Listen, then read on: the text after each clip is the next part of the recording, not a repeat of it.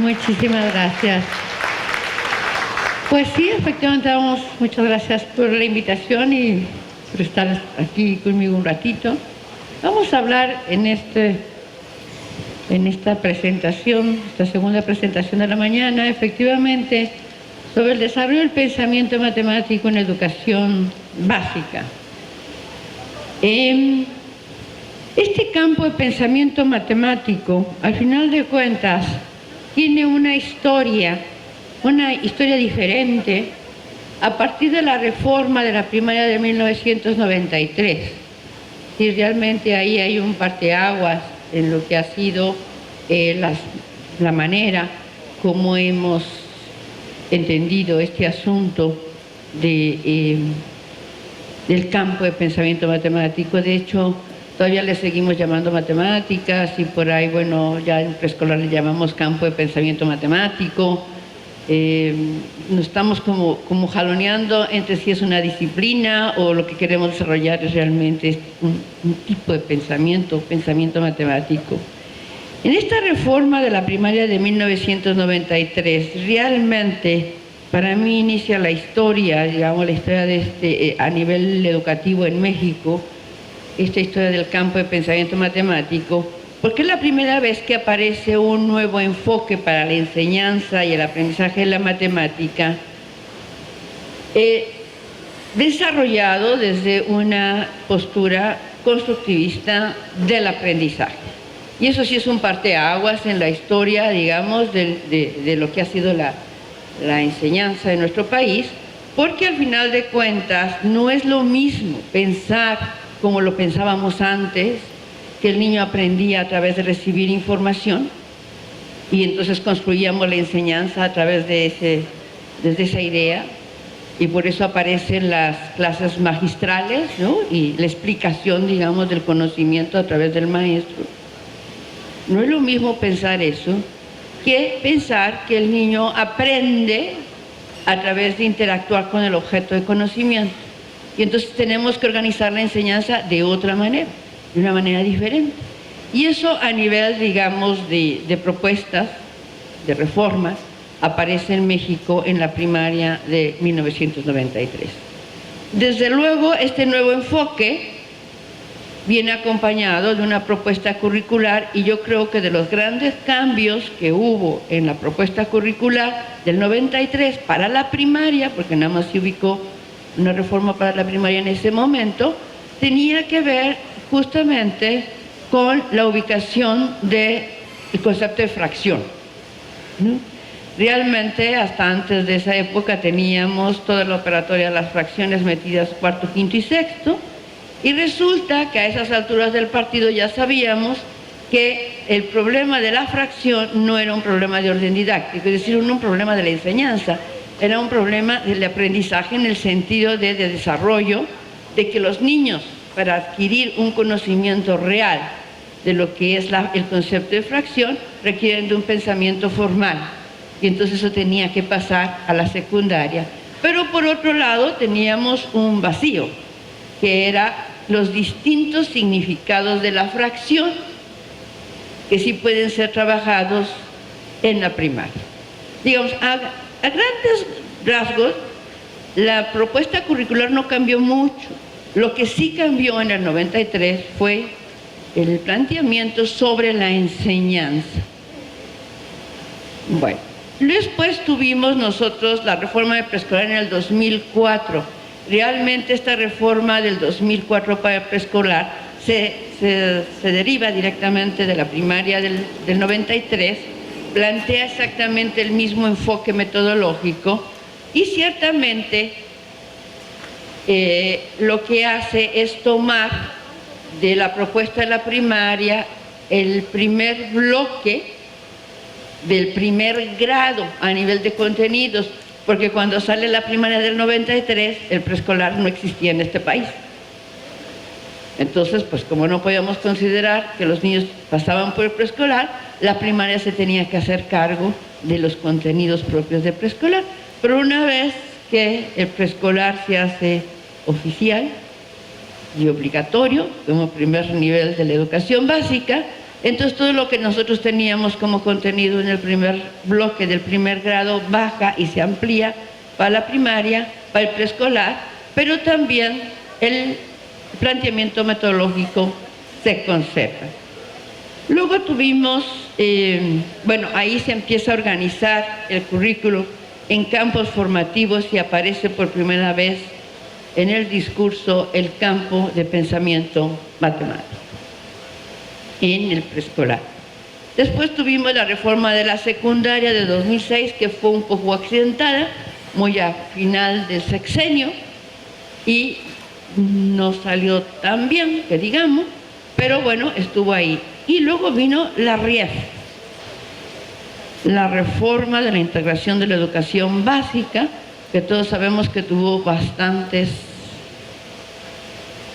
líos, mismos que estamos todavía de resolver. Y la RIEF como tal es un proyecto interesante porque efectivamente hay que integrar la educación básica, es decir, el preescolar, la primaria y la secundaria, hay que integrarlos. El problema fue la manera como se llevó a cabo. De todas maneras, de ahí surgió planes y programas de educación básica del 2011 y eso nos llevó a ciertos problemas con la primaria. El enfoque que se planteó en el 93 para la primaria se desdibujó porque al final de cuentas va a aparecer concentrado en lo que se llamó el acuerdo del 592, ¿no? ¿Qué le pasa realmente a este enfoque en la primaria? Se desvanece para el preescolar.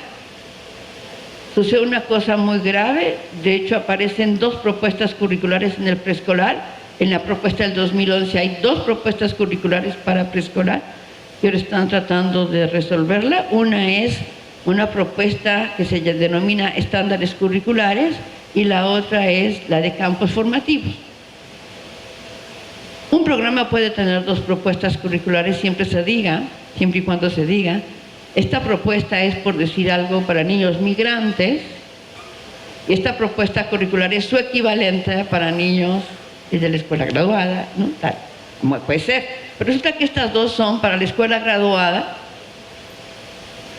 el mismo tipo de escuela, el mismo tipo de problemática, y al final de cuentas no pueden estar las 2 porque además son antagónicas.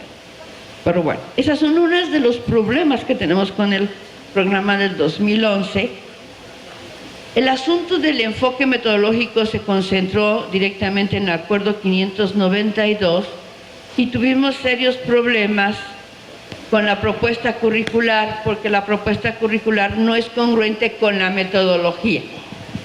Es decir, no es independiente una cosa de la otra. Nosotros tenemos que trabajar, y lo planteamos la vez pasada, para que la metodología que se está proponiendo para desarrollar este tipo de pensamiento funcione.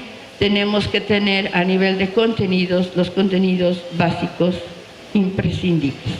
Porque si tenemos muchos contenidos, al maestro no le queda más que exponerlos a nivel de cátedra, digamos, enfrente de todo el grupo, y pedirle a los chicos que repliquen lo que él está haciendo porque no le queda de otra. Es decir, no hay espacio para que los niños ni los jóvenes reflexionen acerca de lo que se está proponiendo.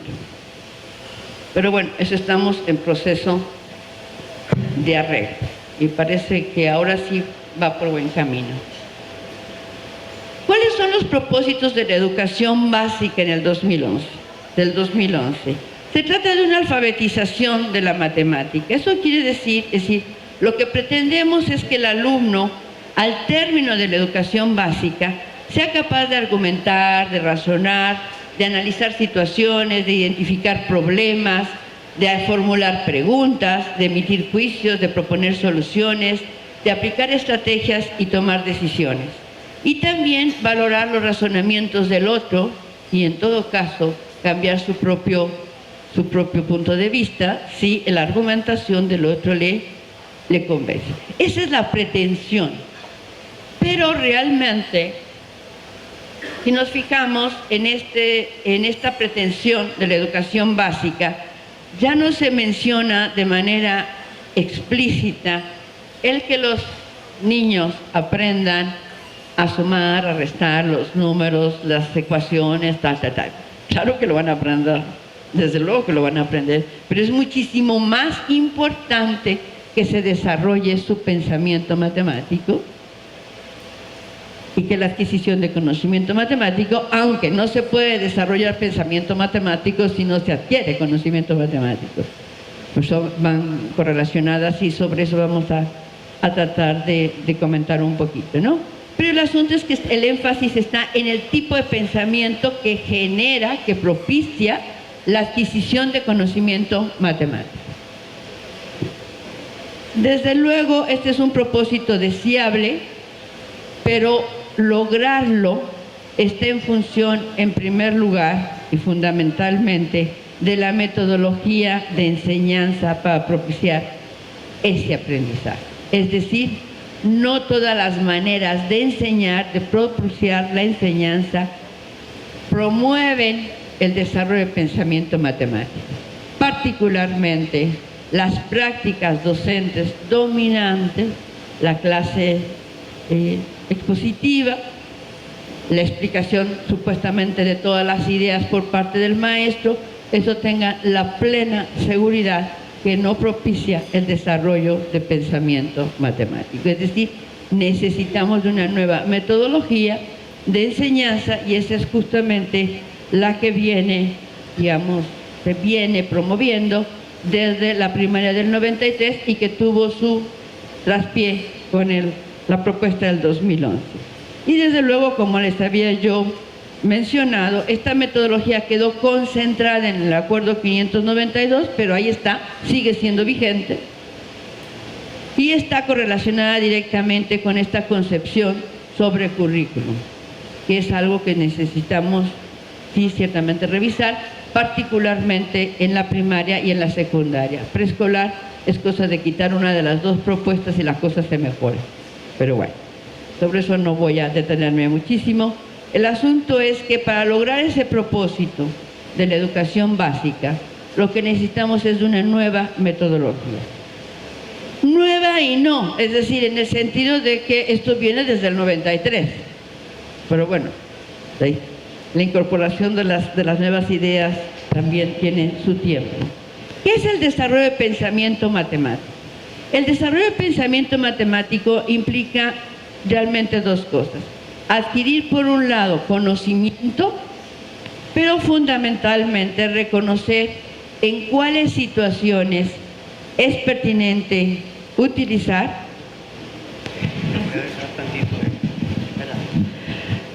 pero particular... Ay, mamá. Decían que aquel fallaba, pero esto está como violento. Bueno, decía yo que para desarrollar el pensamiento matemático hay que adquirir ciertamente conocimiento matemático, pero fundamentalmente reconocer en el proceso de aprendizaje dónde es que ese conocimiento es útil y de qué manera nosotros lo podemos utilizar. ¿Cuál es la pregunta? Y hace rato se mencionaba el profesor Eugenio. Realmente la pregunta es cómo se aprende matemáticas. La didáctica tiene que ver con la enseñanza, pero no podemos organizar la enseñanza si no exploramos cómo es que aprende matemáticas el sujeto. A partir de que empezarse para estudiar cómo aprende matemáticas un niño o un joven, tenemos que organizar la enseñanza y ver los efectos de esa enseñanza en su aprendizaje.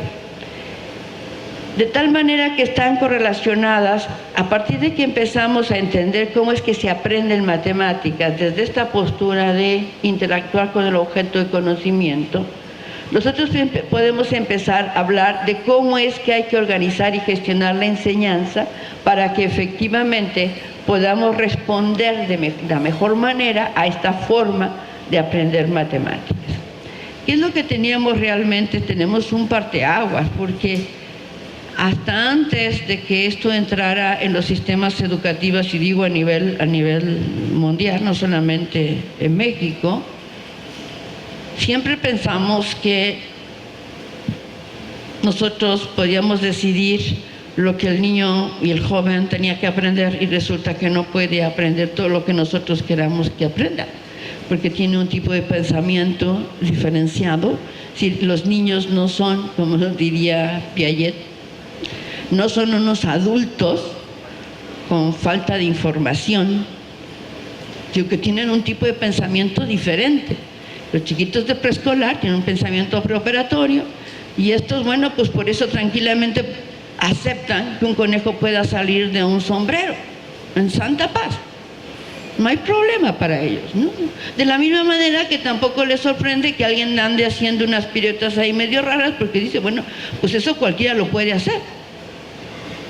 Si realmente su pensamiento y sobre lo que son capaces de razonar es diferente a lo que pueden hacer los chicos de la primaria y lo que pueden hacer los chicos de la secundaria, ¿no?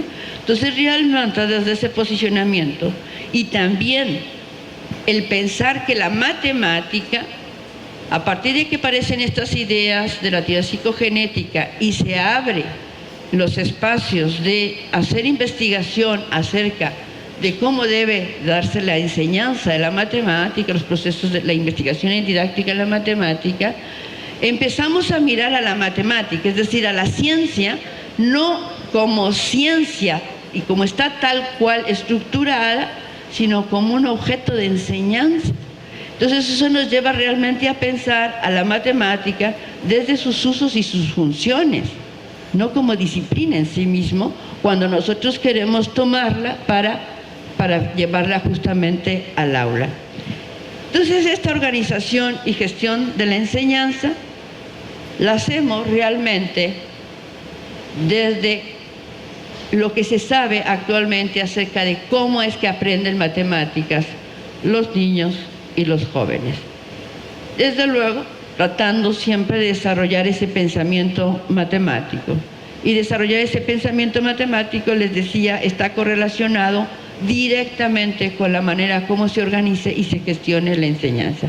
Si no cambiamos esta manera de organizar y gestionar la enseñanza, no vamos a desarrollar pensamiento matemático. Y de ahí, bueno, esas situaciones didácticas sobre las cuales tenemos que realmente pensar. Dentro de estas situaciones didácticas hay una parte muy importante que se llama la consigna, el manejo de la consigna. ¿Qué es este asunto? ¿Desde dónde construimos esa consigna? Si nosotros queremos diseñar una consigna, lo que vamos a plantearles a los niños para que empiecen a trabajar, y nuestra postura, desde esta postura socioconstructivista del aprendizaje, ¿qué caracteriza a estas situaciones didácticas? Bueno, una de las cosas, esto desde luego les digo, el discurso está en el Acuerdo 592, pero realmente necesitamos revisar qué es exactamente como los puntos nodales que permiten el desarrollo del pensamiento matemático y que caracterizan a estas situaciones didácticas. Nosotros tenemos una propuesta curricular en los contenidos, ¿ok? En lo que es el programa. Pero para la enseñanza lo que tenemos que hacer es problematizar los diversos usos y funciones de ese conocimiento. Si nosotros estamos en preescolar, y lo ven así muy simplemente, lo que hay que hacer en preescolar es desarrollar el aprendizaje como tal, a nivel de números, son los primeros números, los primeros 10 números, el conteo hasta el 30 y la representación convencional del 1 al 10. Eso es todo a nivel de conocimiento. Pero ese conocimiento tiene usos y funciones. Y son los usos y las funciones las que nos permiten organizar la enseñanza y los que nos permiten, al final de cuentas, 2 o 3 años, trabajar con los niños de preescolar sobre ese contenido curricular. Así de chiquitito, ¿no?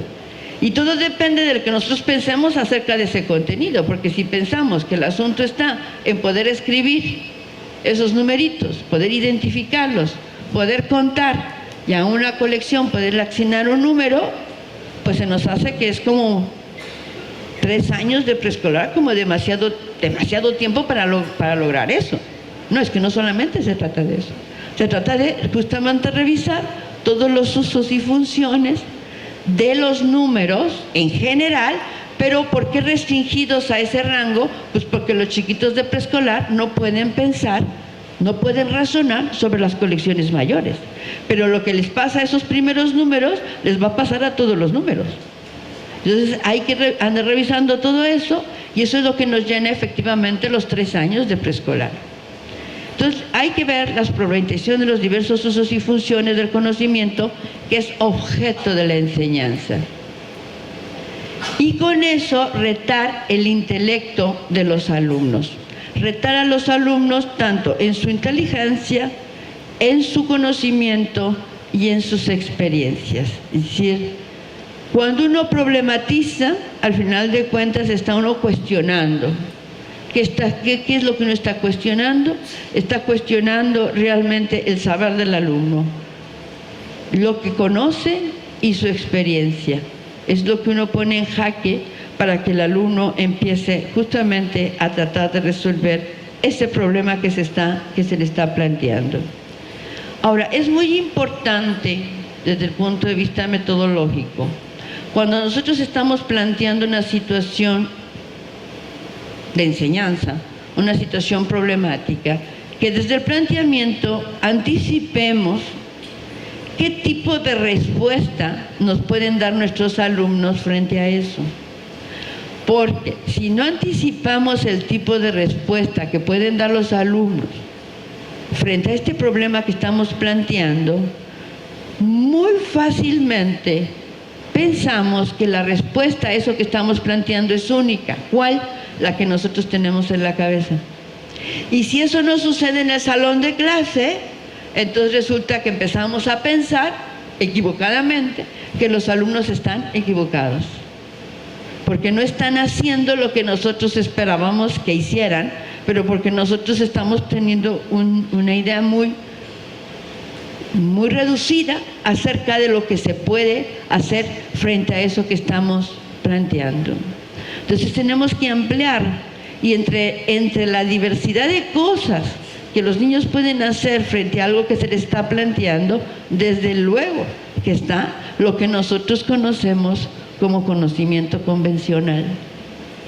Pero hay otras muchísimas maneras de resolver, que son las que los alumnos nos van a mostrar cuando nosotros les planteemos un problema, una situación problemática. Y después voy a ver un ejemplo para aclarar un poco más estas ideas. Bueno, esta enseñanza organizada de esta perspectiva socioconstructivista del aprendizaje, que tiene que ver con la problematización de los diversos usos del conocimiento,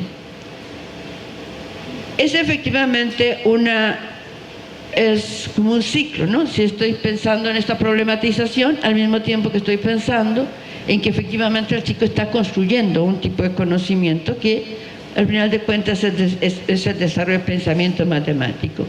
Pero ¿cuál es el referente a considerar en el diseño de la situación para posibilitar ese aprendizaje socioconstructivista? Les decía yo que tenemos efectivamente un conocimiento matemático. En ocasiones el currículum muestra los distintos aspectos de ese conocimiento, pero a veces no, en el currículum. Pero en todo caso, ahorita lo voy a poner, ahorita que está como medio de moda el asunto, lo voy a colocar ahí en la nube, ¿ok? Ahí lo dejamos un poquito. Porque el referente, les decía yo, son los usos y funciones del conocimiento. Si yo lo pongo en el caso de preescolar, porque es un ejemplo como muy a mano, los niños tienen que aprender los primeros 10 números, ¿ok? El 3, piensen ustedes en el 3. El 3 como tal, yo me lo puedo encontrar ciertamente como la cardinalidad de una colección que tiene efectivamente 3 elementos, pero ese signo 3, si yo me lo encuentro en un tablero de un elevador, me está comunicando una cosa totalmente distinta. Está funcionando como un ordinal y es el mismo 3. Pero si veo ese 3 en la camiseta de un jugador, ni es un cardinal, ni es un ordinal, es un código. Está siendo usado de manera nominativa. Entonces tengo el 3. Ese 3 de preescolar, si después me lo encuentro en el 348, es el 3. Pero ahí me está diciendo una cosa totalmente distinta, son 3 cienes. Si yo me encuentro a ese 3 arriba de un 2, está diciendo, y este es un exponente, que el 2 se va a multiplicar por sí mismo 3 veces. Pero es el mismo 3. O sea que ese 3 va teniendo distintos significados y distintos usos dependiendo de dónde yo me lo encuentre. Si yo me encuentro a ese 3 diciéndome que Juanito tenía 5 cacahuates y le regalaron 3, ¿cuántos tiene ahora? Muy bien. Ahí tiene un significado de medida, perdón, de transformación. Pero si yo me encuentro a ese 3 diciendo que una podadora, con una podadora muy potente, ¿cómo se llama? El pasto de un estadio se poda en 3 días y con una menos potente se poda con 9 días. Tengo un 3 y un 9. Pero al final de cuentas ese 3 es un tercio, porque me está diciendo que si se tarda 3 días con esa podadora, en un día se poda la tercera parte. Y si mi pregunta es ¿cuánto se tardan los dos señores, uno con la podadora lenta y otro con la podadora rápida, si se ponen a trabajar simultáneamente, cuánto se tardan en podar el pasto? Al final de cuentas ese 3 es un tercio y ese 9 es un noveno. Pero es el 3 como signo, un lenguaje matemático que apareció en preescolar, pero va adquiriendo un significado totalmente distinto dependiendo de dónde me lo encuentre y en qué contexto me lo encuentre, ¿sí? Y es eso lo que realmente me va dando justamente el referente para formar la situación para que mi alumno empiece a adquirir ciertos conocimientos matemáticos. Es decir, yo tengo que pensar en qué tipo de situaciones aparece el conocimiento matemático y de qué manera. Eso es lo que da lugar a la situación problemática o a los problemas. Y desde luego, para que la situación problemática o el problema funcione como un disparador para desarrollar el pensamiento matemático de los alumnos, el docente debe de permitir que los alumnos jóvenes resuelvan usando su propio conocimiento. Porque uno puede plantear el problema, y el problema o la situación puede ser didácticamente correcta, pero también tiene que ser gestionada en aula. Y la gestión en aula significa que el maestro permita que sea el alumno quien resuelve esa situación. Porque si el profesor lo que hace es tomar la situación y resolverla conjuntamente con el alumno, esa situación ya no posibilitó el desarrollo de pensamiento matemático, porque fue gestionada mal en el aula. De hecho, es a lo que le estamos llamando consigna. A esa situación problemática que se plantea, la consigna es el planteamiento de lo que se les pide a los alumnos para que vayan a trabajar en el salón, trabajen en el aula. Se dan las condiciones, lo que está permitido y lo que no está permitido, pero no se dice cómo se espera que se resuelva. El cómo se espera que se resuelva es un asunto de los alumnos. ¿Desde dónde van a resolver? Van a resolver desde lo que saben y desde su experiencia. Que dicho sea de paso, es con lo que van a andar toda la vida, porque su conocimiento y su experiencia es lo que van a tener a mano. Nunca van a tener a mano el conocimiento y la experiencia de sus maestros, ni de sus compañeros de aula. Es lo que ellos tengan. Y al final, lo que necesitamos es desarrollar una actitud del alumno de búsqueda de solución frente a los problemas que le planteamos. Si nosotros, y esa es una de las grandes diferencias entre el mensaje que manda lo que ahora llamamos la escuela tradicional y lo que se está tratando actualmente de mandar como mensaje.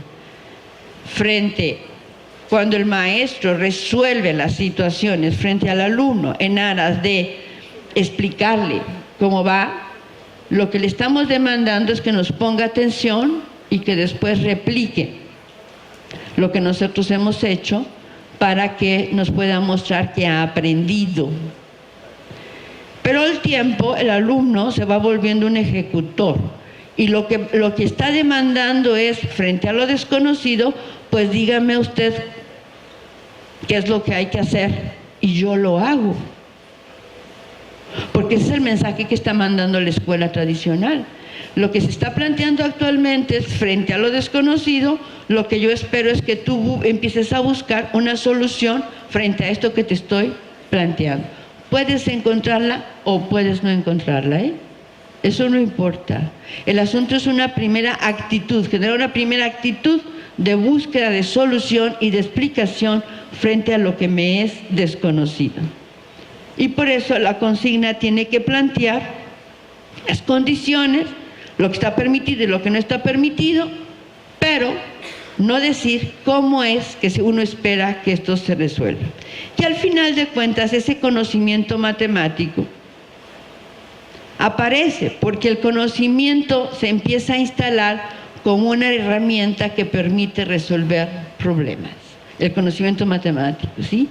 Pero no empezamos por la exposición de ese conocimiento, sino que efectivamente el conocimiento va apareciendo con el tiempo si uno hace una buena secuencia de situaciones didácticas. Ahora, esta gestión de la enseñanza es muy importante, les decía yo, porque efectivamente, ¿qué manejo podemos hacer de esa situación problemática? Nosotros podemos plantear la situación y necesitamos que el docente deje que el alumno busque por sí mismo la solución. Pero ¿qué pasa? Es decir, una de las cosas que tenemos que ir entendiendo y que ha costado como mucho trabajo que el maestro no es que lo entienda, lo que pasa es que si lo puede entender teóricamente, el problema es poderlo realizar en aula, o sea, poder responder frente a los alumnos de esa manera. Es necesario que que entendamos que el aprendizaje se realiza cuando el alumno busca la solución. Que ahí es donde se aprende. Eso cuesta como mucho trabajo comprenderlo, porque como estamos muy acostumbrados a plantear el problema y la solución, pero fíjense ustedes cómo es que hemos aprendido como humanidad, cómo hemos generado conocimiento. Frente a los problemas, no tenemos la solución. Es en la búsqueda de solución a esos problemas que hemos generado conocimiento. A veces hemos podido resolver los problemas y a veces no. Pero en la búsqueda hemos generado conocimiento. Claro que el conocimiento que entra en juego en el aula lo hemos ya resuelto. Pero el alumno lo que tiene que hacer es cuando aprende, cuando está tratando de encontrar la solución a un problema. Pero nosotros, por eso les decía yo, que es muy importante anticipar cuando planteamos un problema, qué tipo de solución suponemos que pueden plantearnos nuestros alumnos, para que no nos sorprenda. Pero entonces nosotros necesitamos saber y comprender e ir asumiendo poco a poco que ese aprendizaje se realiza en la búsqueda de solución a diversas situaciones problemáticas. Por eso que necesitamos que el docente deje que el alumno busque por sí mismo la solución. Pero además es necesaria su intervención didáctica. ¿Cuándo? Frente a las diferentes maneras de actuar de sus alumnos.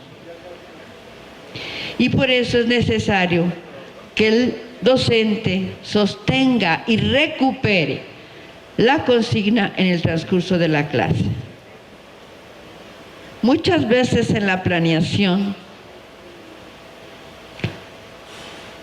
le echan, ¿cómo les diría yo? Como demasiada crema a sus tacos. Porque sí, voy a ver esto, y voy a ver lo otro, y voy a ver aquí, y voy a ver allá. Y dicen tantas cosas que luego no saben qué es lo que están realmente buscando con la clase. Hay que saber exactamente hay muchas cosas, hay un andamiaje.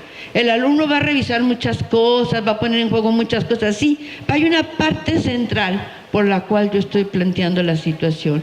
Y por eso, y sobre esa es la que tengo que controlar. Si mi situación es para que el alumno represente de alguna manera ciertas cantidades y haga uso de ese registro para realizar un cálculo, ese es mi propósito. ¿Por qué es mi propósito? Porque en la matemática resuelve al final de cuentas en un papel, con lenguaje matemático. Hace una manipulación simbólica y desde ahí sabe cómo se comporta la realidad. Entonces es un aprendizaje muy importante para el alumno. Bueno, yo quiero que el alumno represente cantidades, y lo estoy haciendo desde preescolar, represente cantidades y a partir de esa representación personal realice un cálculo, manipulando simbólicamente eso. Pero si no estoy clara en eso, pues cualquier cosa que haga el alumno me va a parecer bien. Y puede ser que los alumnos dejen incluso de trabajar con la representación, porque yo no le he dado la importancia que tiene. En cambio, si yo tengo claridad que ese es el asunto de mi situación, al final de cuentas todo el tiempo estoy demandando la representación. ¿Y dónde está la representación? ¿Y qué fue lo que representaste? ¿Y para qué lo representaste? ¿Y qué? No, estoy justamente recuperando todo el tiempo de la clase esa representación, porque lo importante de mi clase es en ese momento la representación de los alumnos y el uso de esa representación para realizar un cálculo. Bueno, por eso les decía yo que es muy importante anticipar las posibles respuestas, porque si yo planteo la situación y estoy dejando que los alumnos encuentren la solución, si yo solamente tengo en la cabeza una manera de resolver aquello, y esa manera no aparece en el salón de clase, me da por pensar que los alumnos no pueden resolver. Y soy incapaz de reconocer que eso que están haciendo también está resolviendo el problema, pero de otra manera. Por eso tengo que anticipar las posibles respuestas de mis alumnos.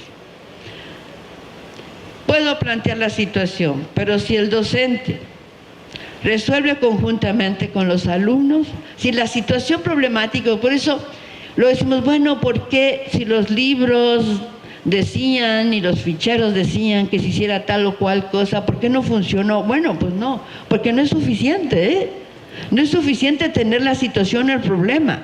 También es importante la gestión. Yo puedo tener un problema y una situación problemática muy interesante, pero si en el momento de planteármela didácticamente correcta, pero si en el momento de plantearla a mis alumnos la resuelvo con ellos, en ese momento estoy obstaculizando el desarrollo de pensamiento matemático.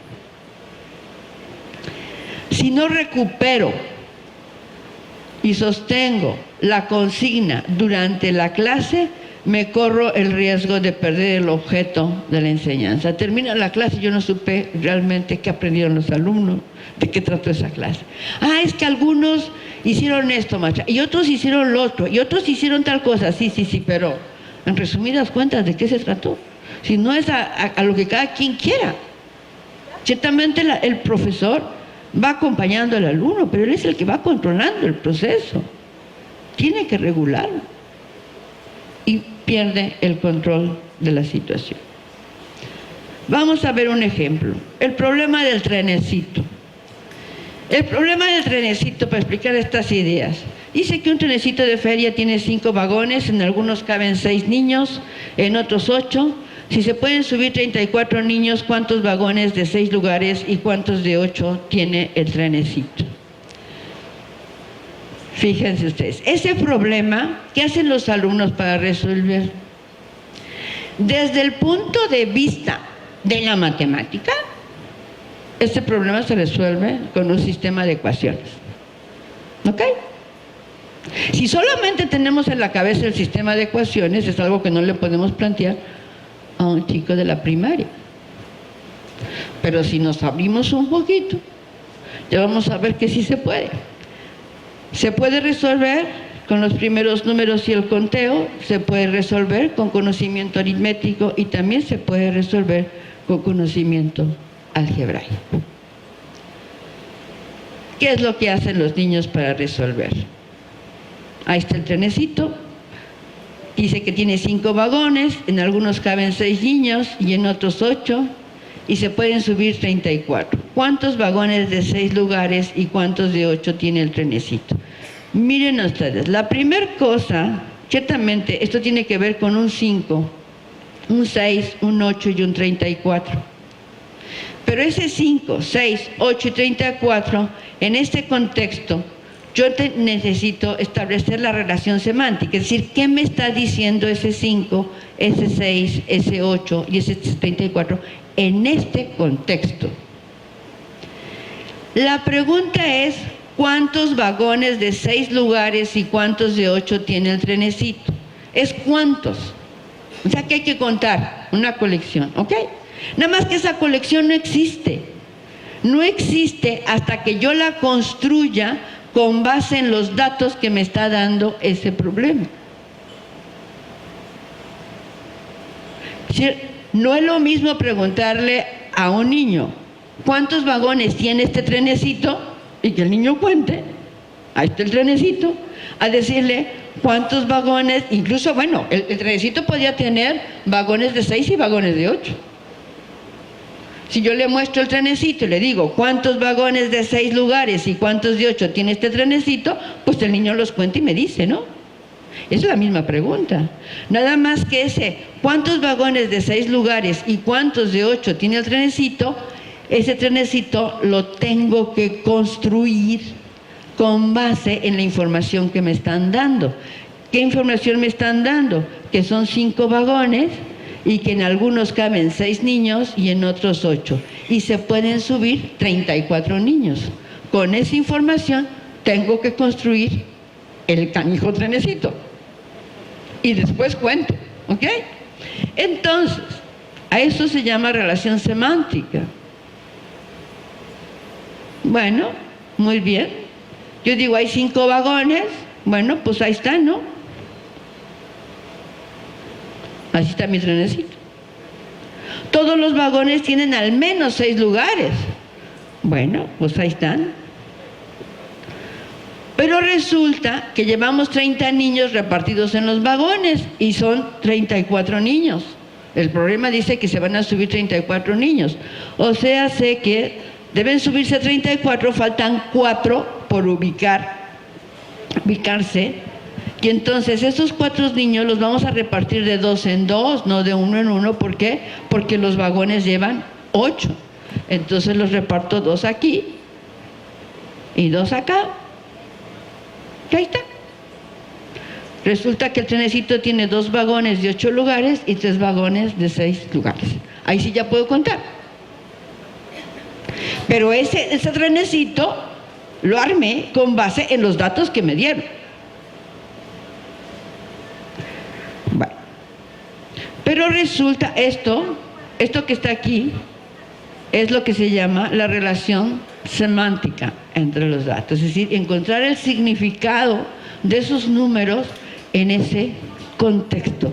Y eso, mis queridos maestros, es el pensamiento matemático. Ahora lo van a empezar a ver un poquito más claramente. Si tengo números mayores y aparecen los recursos aritméticos, tengo el mismo problema, nada más que ahora digo que el trenecito de feria tiene 80 vagones y en algunos caben 6 niños, en otros 8, y se pueden subir 530 niños. ¿Cuántos vagones de 6 lugares y cuántos de 8 tiene el trenecito? Miren que yo ya no voy a poner los 80 vagones. Digo, como poner 6, los aviento, ¿no? Pero poner 80 tampoco. Entonces necesito de otro recurso, ¿ok? De otro tipo de conocimiento. Es decir, bueno, aumentar el rango numérico muchas veces para los maestros. Bueno, a ver. Cuando los problemas en la práctica dominante, en la práctica tradicional, aparecen solamente como un espacio para hacer operaciones, entonces en los problemas aumentamos el rango numérico para que las operaciones sean muy complejas, se vayan complejizando, ¿no? Pero resulta que el problema no está como un espacio de práctica de la mecanización. El problema está enfrentando intelectualmente al niño a una cosa totalmente diferente, a establecer la relación semántica entre los datos del problema.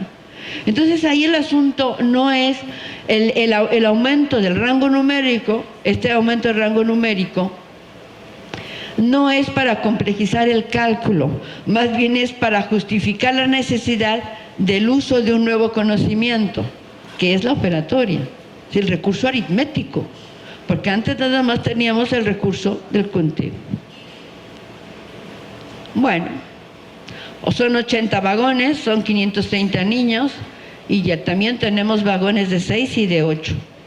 De acuerdo. Si pongo 6 niños en cada vagón, ¿cuántos vagones se necesitan? Bueno, pues son 530 entre 6, ¿no? Eso me dice cuántos vagones se necesitan si pongo 6 niños en cada vagón. Dice que son 88 vagones, pero resulta que yo nada más puedo tener 80 vagones, o sea que se me está pasando la mano. Tengo vagones de más. Me están sobrando 8 vagones. Tengo que quitar 8 vagones. Pero también me tengo que preguntar si ya se subieron todos los niños en esos 88 vagones. Y resulta que si son 6 niños en 88 vagones, nada más he subido 528 niños y resulta que son 530. O sea que en esos 88 vagones me están faltando 2 niños, pero además se me está pasando la mano con los vagones, porque nada más puedo tener 80. Entonces, me faltan 2 niños todavía que no se han subido al trenecito y además faltan todos los niños de los 8 vagones que estoy quitando, porque en esos 8 vagones había 6 niños, 6 por 8, 48, más los 2 son 50. Hay 50 niños que todavía no se han subido al trenecito, ¿ok? Y todos los vagones tienen 6 niños. Con esos 50 niños los tengo que subir de 2 en 2 a los vagones, porque los vagones pueden ser de 6 niños o de 8 niños. Entonces 50 entre 2 son 25. En 25 vagones yo le voy a agregar 2 niñitos más. Esos 25 vagones son los vagones que llevan 8 niños. Entonces, ¿cuántos vagones con 6 niños quedaron? 80 menos 25 son 55 vagones con 6 lugares. Bueno, puede ser que me aviente yo la puntada de rectificar, de verificar. 25 más 55 son los 80 vagones. 25 por 8 más 55 por 6 son 200 más 330 son los 530 niños.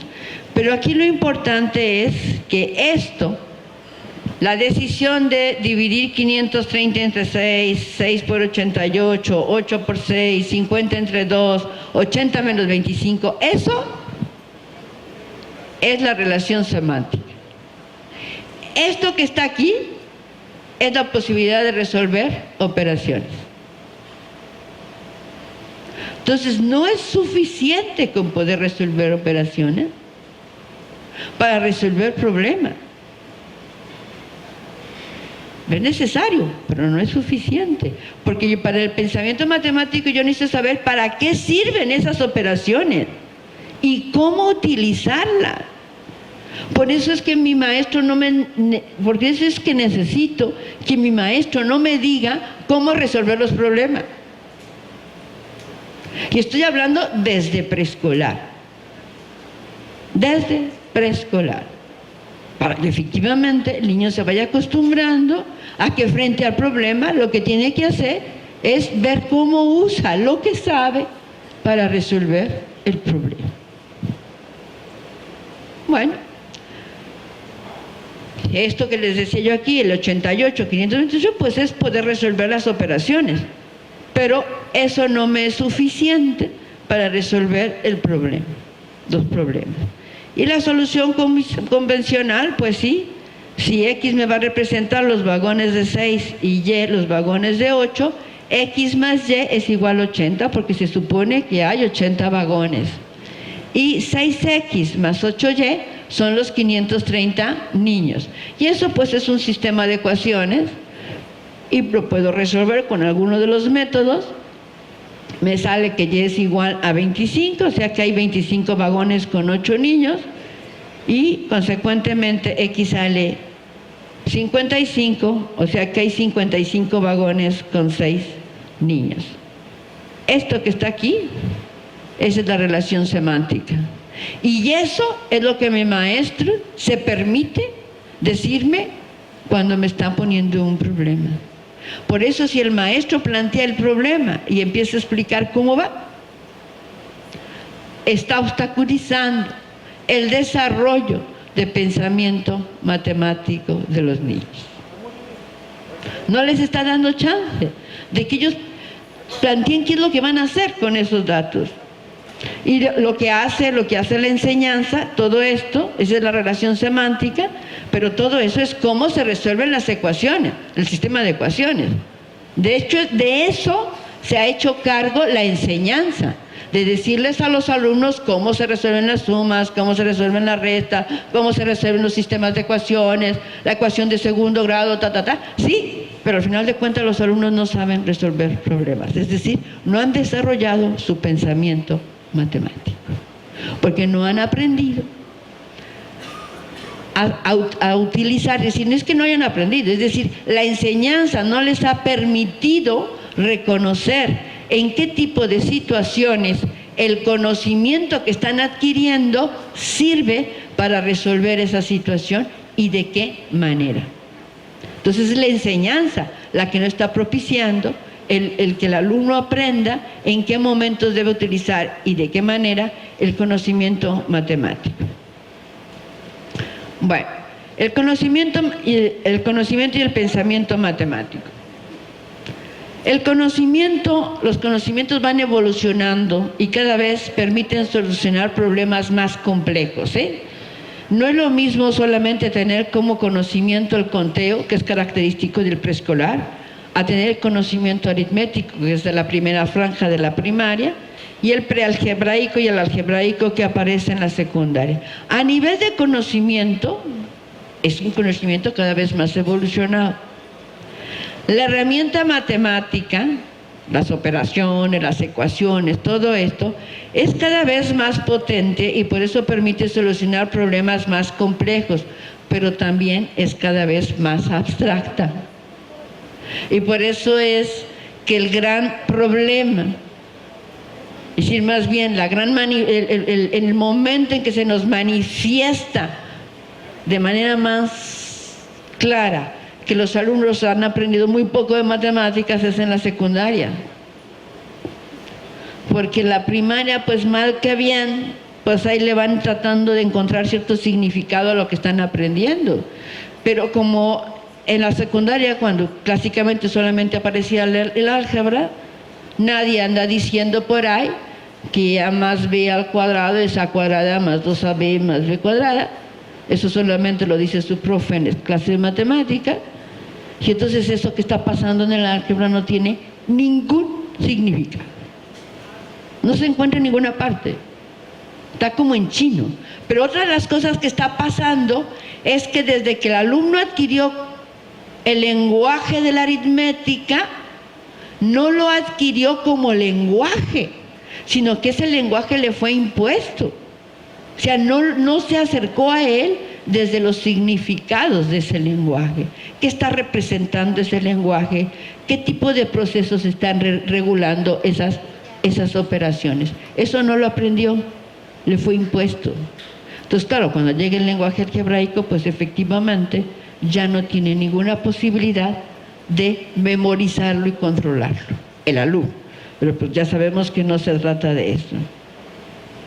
Efectivamente es más abstracto lo algebraico que lo aritmético y que obviamente el conteo.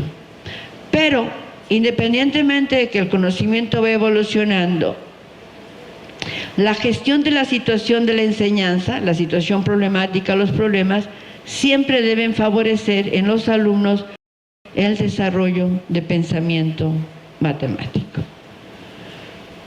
¿Qué necesita el alumno para solucionar un problema? Desde luego, poder comprender lo que dicen los datos en el contexto del problema específico, es decir, establecer la relación semántica. Pero también es cierto que para poder hacerlo, para poder comprender lo que me están diciendo los datos de un problema en una situación específica, el alumno debe contar con alguno o algunos de los conocimientos asociados a la solución, no la solución convencional, sino algunos de los conocimientos asociados que posibiliten la solución. Por ejemplo, si yo digo que Mariana tiene Bemba caramelos y su mamá le regaló caramelos, ¿cuántos caramelos tiene Mariana?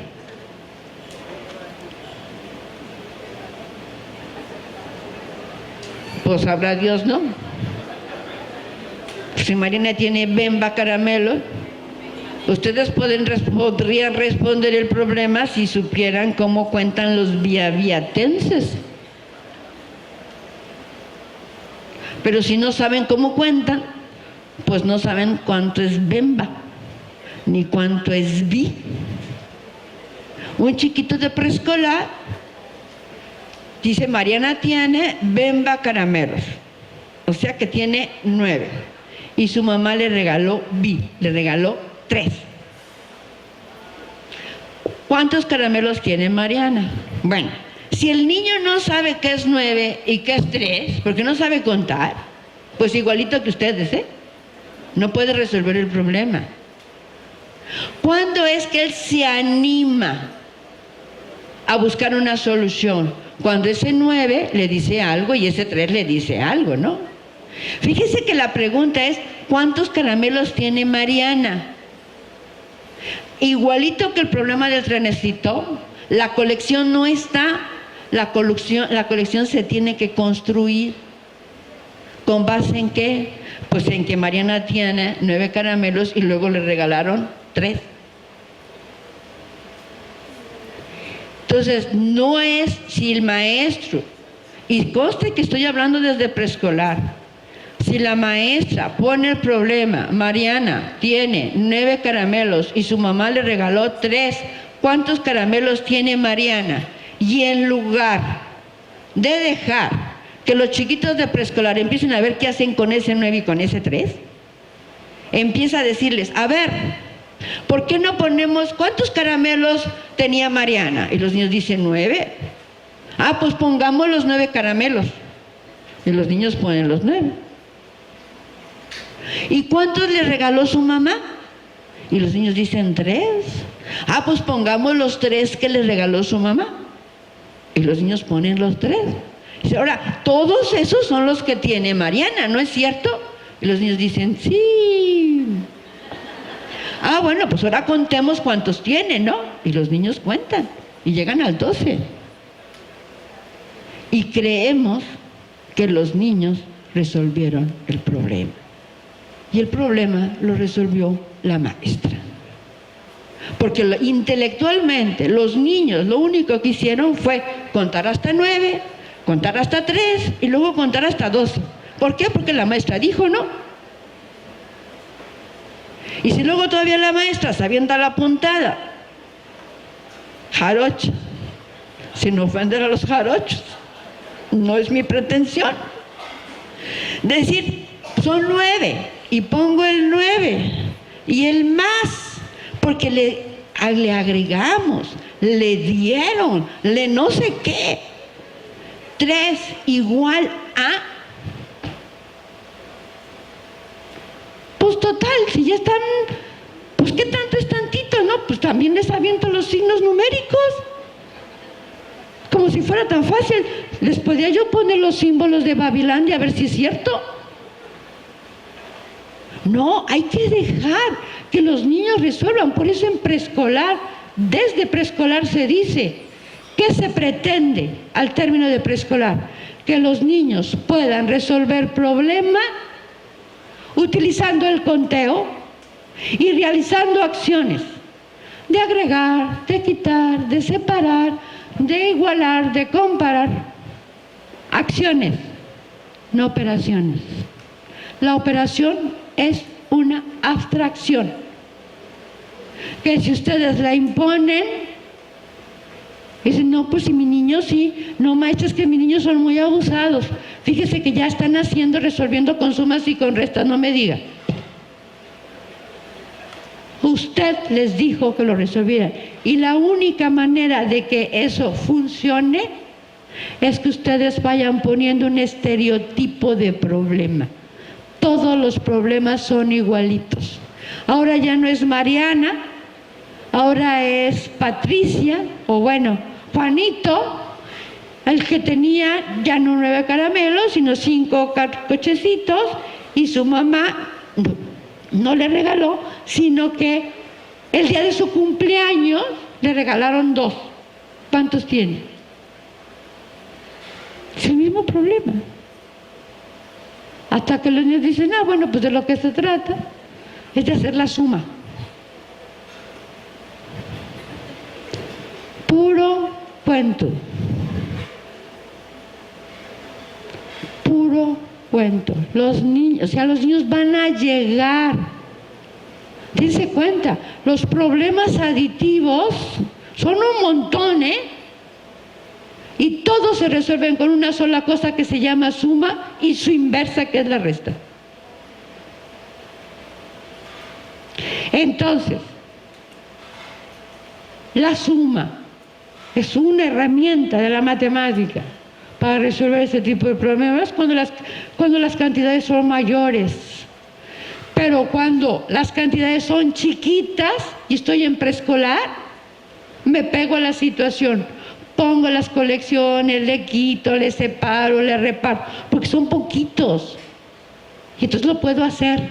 Pero entonces lo que estoy haciendo, al final de cuentas, gracias, al final de cuentas es permitirle al niño que vaya razonando sobre eso. Es más, cuando el niño efectivamente frente a este problema de la Mariana que tiene los Bemba caramelos y que le regalaron B, yo veo que pone los 9 y le quita 3, ahí me está poniendo en evidencia que no está estableciendo la relación semántica correcta. Y ahí es donde yo tengo que intervenir. A ver, ¿por qué le estás quitando esos 3? El problema dice tal. Bueno, si es quitarlo, quítaselo. ¿Tendrá menos ahora que los que tenía antes, después de que le regalaron? Porque lo importante es la relación semántica. Ahora, luego a veces tenemos mucha prisa, ¿eh? Es que, maestra, se tardaron como media hora y hicieron un solo problema. ¿Y cuál es su problema? ¿El de usted? Si los niños estuvieron pensando en cómo resolver el problema, pues de eso es de lo que se trata. Por eso es que no podemos tener un currículum con demasiados contenidos, ¿ok? Tenemos que tener como los básicos imprescindibles para que efectivamente tengamos esa posibilidad de poner a los niños en ese tipo de situación, de pensar sobre las posibles soluciones de un problema. Bueno, efectivamente este asunto del conocimiento es de lo que se ha hecho cargo y ocupado la escuela tradicional, y de esto, que es lo que desarrolla realmente el pensamiento matemático, el poder establecer esas relaciones, y que dependen también de la gestión que se haga de la enseñanza. Eso es lo que ha estado ausente de la enseñanza y consecuentemente también del aprendizaje de los niños. Esta gestión de la enseñanza y sus consecuencias en el aprendizaje Vamos viendo. Realmente se trata de un modelo, es el manejo de una consigna. Hay que organizar al grupo para que resuelva esa consigna. A veces la solución se plantea que se trabaje de manera individual, o que se haga en parejas, o que se busque por pequeños equipos, o a lo mejor el problema que se plantea es para todo el grupo y la búsqueda de la solución es grupal. Eso está muy relacionado con la consigna. Eso está con un material. Aguas, porque en el material no está el aprendizaje. El material aparece para apoyar el razonamiento de los niños. Depende de lo que yo haga con el material, si propicio o no aprendizaje. Yo puedo propiciar aprendizaje de sistema de numeración con unas corcholatas de colores. Pero no es que en las corcholatas de colores en sí mismas esté el sistema de numeración. Es lo que yo digo que hay que hacer con esas corcholatas, lo que hace que eso me permita que los niños razonen sobre las reglas del sistema de numeración. ¿Okay? Tengo que tener el material. Hay una intervención didáctica frente a las diversas maneras de actuar de los alumnos cuando están trabajando, y hay una confrontación de resultados que no tiene que ver con una relatoría de qué fue lo que hicimos, sino de cómo fue que le hicimos para resolver el problema. No todas las maneras que aparecen en el salón de clase, sino solamente algunas cuantas. Esto es lo que hace realmente a la gestión de la enseñanza. En esta consigna lo que aparece es, les digo, la problematización de los diversos usos y funciones del conocimiento, y debe retar esa situación el intelecto de mis alumnos. El retar intelectualmente es relativo. Este problema de tengo 5 cacahuates y me regalaron 3 no reta el intelecto de un niño de primero de primaria, pero sí reta el intelecto de un chiquito de 5 años. O sea que eso depende de quien lo recibe, y eso lo tiene que saber uno como maestro, si lo que yo estoy planteando está retando el intelecto de mis alumnos. Pero para que ese reto sea efectivo, es necesario que el docente permita que los alumnos resuelvan con sus propios recursos. Y en esa intervención didáctica es cuando el maestro observa si los alumnos están trabajando con la consigna y en caso necesario la reinstala, el cómo utilizan los alumnos su conocimiento, qué saben, cómo lo saben, qué les falta por aprender, y si están haciendo lo que se había anticipado que hicieran, y toma nota mental de las estrategias que están poniendo en juego para llevarlas justamente a la confrontación. Cuando se plantea la consigna, está el desarrollo de la comunicación oral y escrita, porque desde chiquitos lo que se está desarrollando es la comunicación oral, siempre y cuando la consigna se dé en el centro y todos los niños tengan que entender eso que se está planteando. Porque las maestras de preescolar tienen la mala costumbre de decir de lo que se trata y después ir con los chiquitos a decirles cómo se tiene que hacer. O que eso fue lo que les planteó. Es que están chiquitos, maestra. ¿Y? ¿Y que estén chiquitos? Más vale que empiecen a desarrollar la capacidad de los niños de escuchar lo que alguien está diciendo al centro y hacerse cargo de eso. Porque cuando lleguen a primero de primaria, su maestra de primero de primaria no va a andar repitiéndoles lo que tienen que hacer. Y eso es desarrollo de la comprensión de la oralidad. ¿Okay? Y luego eso viene por escrito, Pero también, bueno, en la consigna está el desarrollo del pensamiento matemático. En esa organización de grupo, primero hay un desarrollo personal y social porque empiezan a aprender a trabajar en equipo, a respetar a sus compañeros, a respetar el material, esperar su turno, en fin. Pero después empiezan a analizar esa situación, empiezan a formular preguntas, emiten juicios frente a sus compañeros, proponen soluciones. empiezan ustedes a reconocer eso. Eso tiene que ver con el propósito que tenemos hacia término de la educación básica. Cuando nosotros restablecemos la consigna, realmente eso habla del dominio del docente del objeto de la enseñanza. ¿Qué tanto es realmente lo que reconoce de eso que está planteando, que es la parte importante en cuanto al aprendizaje?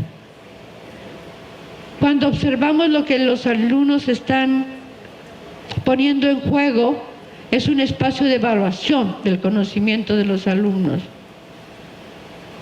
Y cuando tomamos esa nota mental para llevarla a la confrontación de resultados, les digo, muchas veces, y también en preescolar aparece, que dicen las maestras, es que los niños les pregunto qué fueron lo que hicieron y me dicen, pues lo hice pensando, es que soy muy abusado, es que así somos nosotros, y no me explican cómo. Claro, los chiquitos no van a poder explicar, por eso ustedes tienen que observar lo que hacen, para después decirles, es que yo vi que tú estabas haciendo tal o cual cosa, y dice, sí, lo estábamos haciendo, ¿por qué?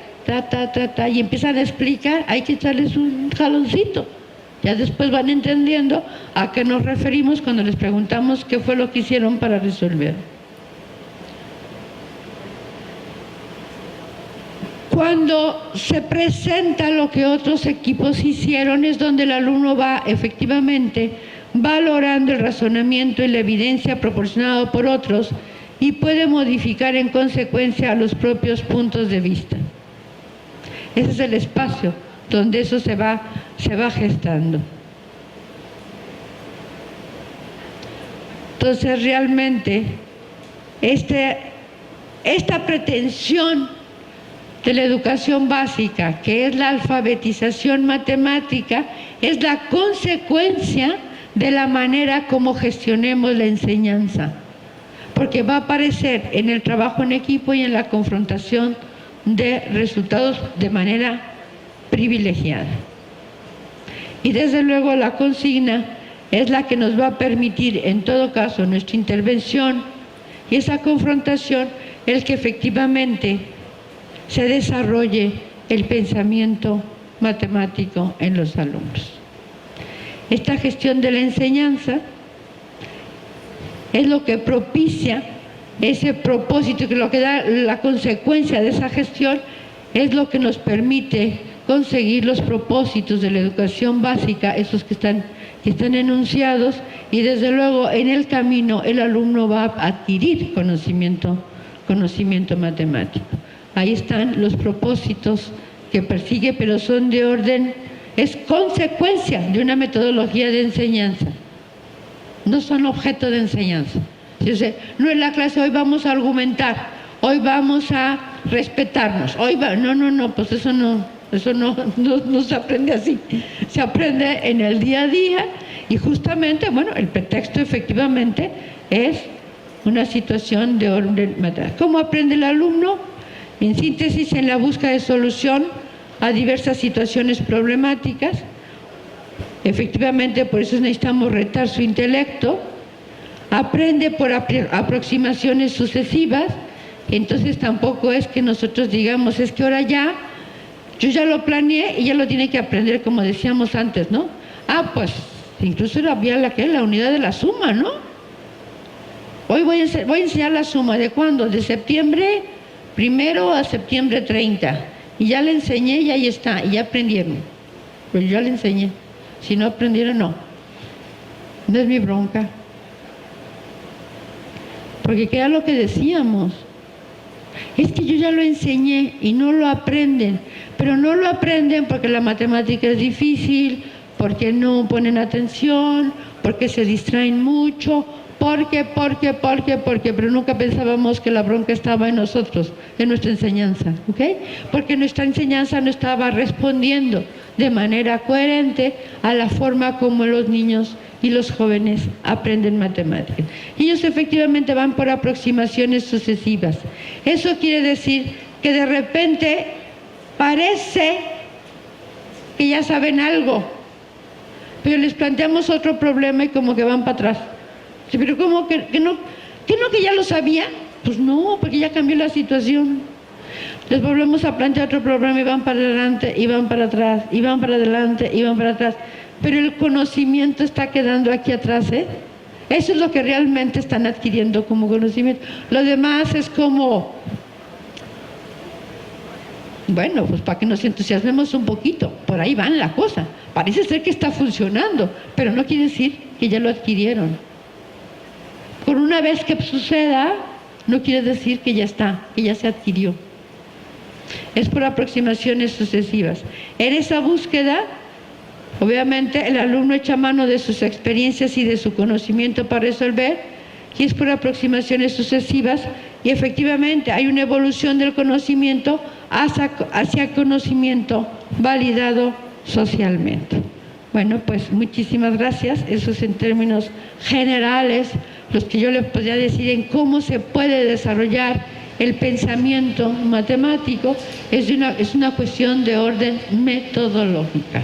Es decir, cómo organizamos la enseñanza y cómo la gestionamos en el salón de clase. ¿Qué permitimos hacer? ¿Qué no permitimos hacer? Sobre conocimiento matemático. Muchísimas gracias.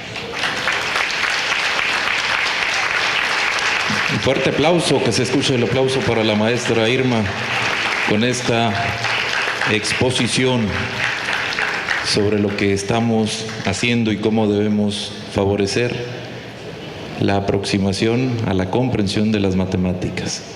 Muy bien.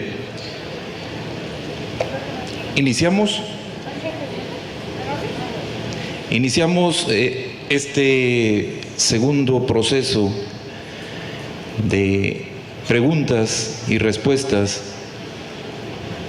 Entonces por aquí están ya. Ay, pues habla Dios. ¿Los están prometiendo desde qué? Desde mayo del 2014, ¿no? ¿Sí, no? No lo sé. Miren, ya salió una propuesta, no está tan mal, pero todavía le falta un poquito, pero es un planteamiento general, ¿no?, que está sacando la maestra Elisa Bonilla. Está bien, vamos a ver si la cosa prospera, pero no sé honestamente en qué momento vayan a salir los programas. Lo que sí sé es que se están modificando. Sí, porque ya hay muchos estudios que han mostrado que los programas del 2011 tuvieron y tienen serios problemas. Siguiente. ¿Qué opinión le merece que en pleno 2016 en telesecundarias se esté trabajando con los libros del 2006? Bueno, pues no todo lo del pasado está mal.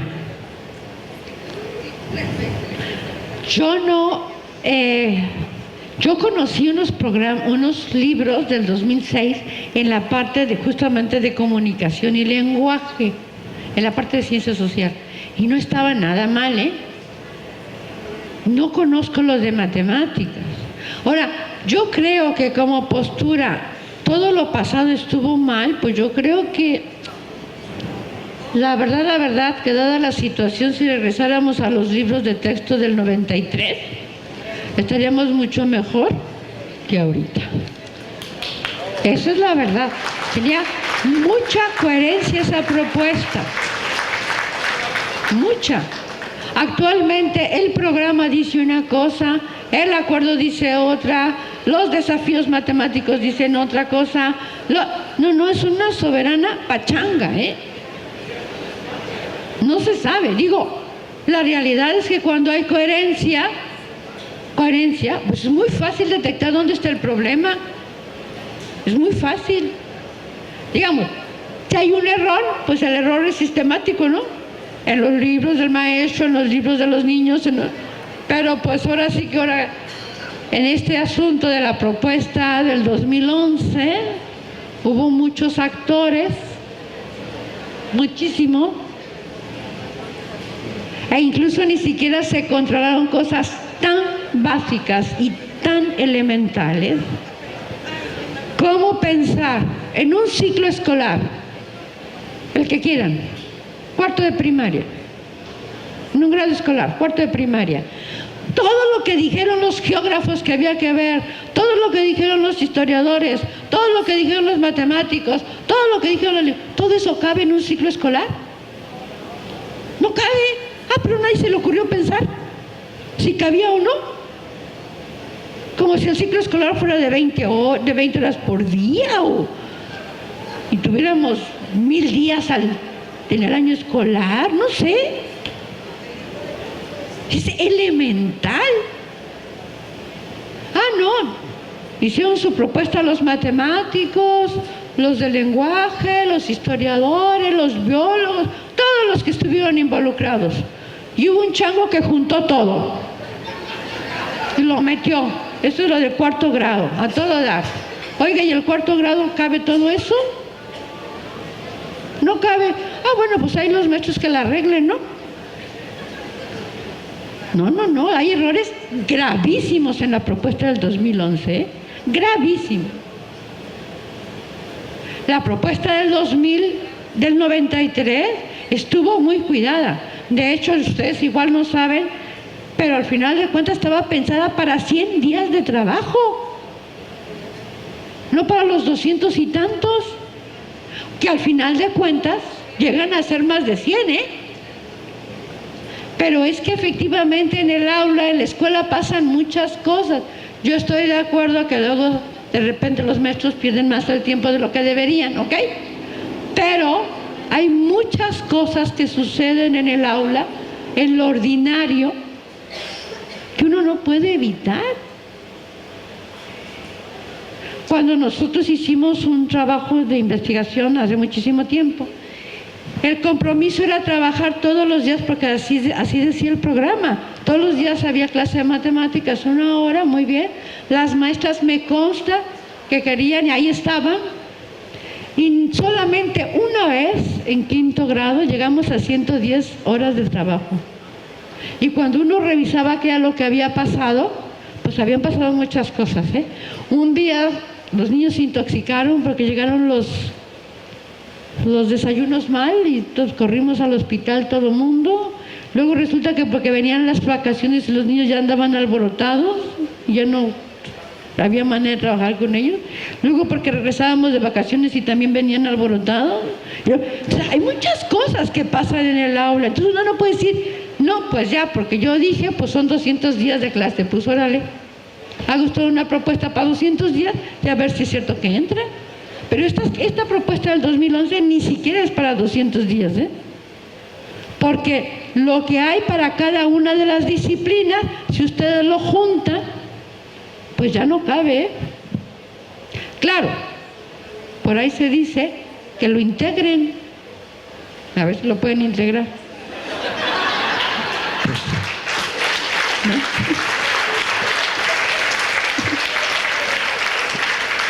La felicitan, maestra, por su intervención y nos pregunta, ¿qué opinión o sugerencia tiene sobre qué hacer para trabajar las matemáticas en el aula multigrado, los 6 grados a la vez, dada la naturaleza del libro de desafíos matemáticos, considerando el supuesto de que llegan los pequeños sin preescolar a la escuela primaria rural?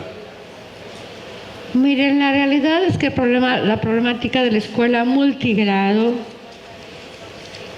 es una problemática que ha tenido, no ha sido abordada con toda la seriedad que se debiera. Sí, es una realidad del sistema educativo nacional.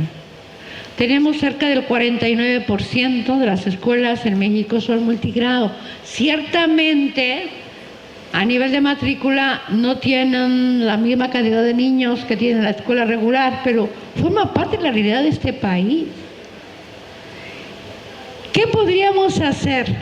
Bueno, por ahí hay algunas propuestas que yo espero que algún día progresen. Están las propuestas del maestro Zenobio, por ahí anda. Bueno, Zenobio ha hecho algunas propuestas para la escuela multigrado.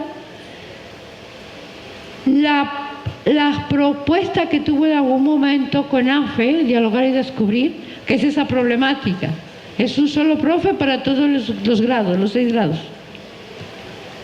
Porque realmente lo que se tiene que hacer con la currícula es reorganizarla, porque hay que reorganizarla y además hacerla, es decir, al final de cuentas, si el maestro va a trabajar con 6 grados, tendría que trabajar con 3 grupos. Los esquemas, digamos, de conocimiento de los niños van más o menos por ciclos. O sea, los niños de primero, segundo, tercero, cuarto, quinto y sexto, ¿no? Entonces son como los 3 grandes grupos con los que hay que trabajar. Pero hay que reorganizar la currícula oficial que está hecha por grados. Y muchas veces no nos corresponde, es decir, lo que podemos hacer en esa reorganización no empata, desgraciadamente, con los cortes de evaluación nacionales. Es una organización totalmente diferente. Entonces los maestros se meten como en muchos problemas, porque el problema está en que no se toma en serio la existencia de ese tipo de escuela. Que ahí está. El maestro no puede trabajar, hay que diseñar materiales profeso para la escuela multigrado. Porque se tiene que organizar la currícula, una currícula equivalente a la nacional, porque la escuela multigrado no tiene por qué ofrecer una escuela de segunda o de tercera, ¿no? Tiene que ser equivalente, pero los tiempos de la escuela multigrado son diferentes, porque hay cosas que aparecen en momentos distintos. Y la otra cosa que tendría uno que hacer es ciertamente dar materiales de apoyo a los maestros de la escuela multigrado, en concordancia a la propuesta del programa para la escuela multigrado, porque efectivamente cuando ellos están gestionando la enseñanza tienen que manejar a ciertos niveles trabajando solos y a otros atendiéndolos de manera, y a uno atendiéndolo de manera directa. Pero además la propuesta tiene que ser de tal forma que los chiquitos muy prontamente lleguen a ser autónomos, es decir, que puedan empezar a trabajar solos, porque necesitan empezar a trabajar con sus materiales. El profe no puede atenderlos directamente. Entonces se trata de un planteamiento totalmente diferente, que realmente no se le ha atendido con toda la importancia que tiene en relación a lo que es la realidad de este país, ¿eh? Hay muchísimas escuelas multigrado. Muchas. Sí. Aunque no tienen la matrícula, no atienden a la matrícula de las escuelas regulares, pero digo, la existencia es impresionante. Ahora, perdón, pero la escuela multigrado también tiene sus ventajas, ¿eh? Que hay que capitalizar. A nivel de socialización de conocimiento, es muy interesante. De hecho, nosotros hicimos una vez un estudio, por ejemplo, en Australia, pues toda esa escuela multigrado, están tan alejados unos de otros, que la verdad en las comunidades nada más hay una maestra, o uno o dos maestros, y se echan toda la primaria, pero con el grupito de niños que hay ahí, y se sacan ventajas justamente de eso, ventajas pedagógicas, ¿ok? Si la escuela multigrado no es una escuela de segunda, pero hay que saberla manejar, ¿no? Bien, por el tiempo para pasar al